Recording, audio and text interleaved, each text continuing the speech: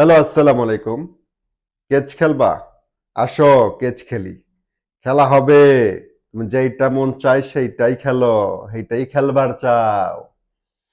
মনোয়ার হোসেন ডিপজল এই কথাটা নিপুণের বিরুদ্ধে বলেছিলেন যখন নিপুণ নির্বাচনের রায় না মেনে তিনি কোথায় গিয়েছেন? তিনি গিয়েছেন হচ্ছে আদালতে। আদালতে দ্বারস্থ হয়েছেন। তখন তাৎক্ষণিক সাক্ষাৎকারে মনোয়ার হোসেন ডিপজল বলেছেন, কেস খেলবা? আসো কেচ খেলি। যা মন চায় যেমনে মন চায় অমনেই খেলো।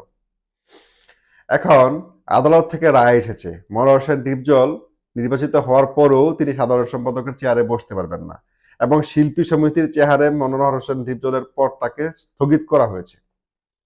এখন ডিপজল বলছে নিপুণের পিছনে আসলেই বড় কোনো শক্তি রয়েছে।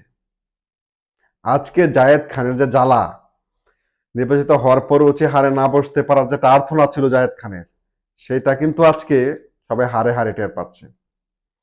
এখন বাংলাদেশ চলচ্চিত্র শিল্পী সমিতি নির্বাচন হয়, সভাপতি পদটা ঠিকই থাকে, কিন্তু সাধারণ সম্পাদকের পদে নিপুণ আক্তার নির্বাচিত না হলেও ফেল করলে তিনি আদালতের মাধ্যমে এই চেয়ারটা দখল করেন। যে কোনোভাবেই তিনি এই চেয়ারটা পেয়ে যান।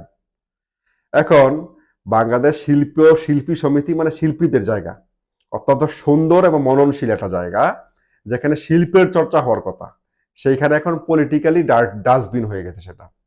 মনোয়ার হোসেন ডিপজল কারি টাকা ভাঙছেন, বিভিন্ন শিল্পীদের পিছনে বিভিন্ন ইফতার, বিভিন্ন ধরনের অনুষ্ঠান করেছেন, নির্বাচনী প্রচারণা করেছেন, তিনি নির্বাচিত হয়েছেন সাধারণ শিল্পীদের ভোটে। শিল্পী সমিতি যে নির্বাচিত যে কমিটি বা যে নির্বাচন কমিশন, তারা মনোয়ার হোসেন ডিপজলকে বিজয়ী বলে ঘোষণা করেছেন। কিন্তু নিপুণ আক্তার আদালতের মাধ্যমে ডিপজল সাহেবের চেয়ারটা কেড়ে নিচ্ছেন। এখন মনোয়ার হোসেন ডিপজল বলছে যে নিপুণের পিছনে আসলেই কোনো বড় শক্তি রয়েছে।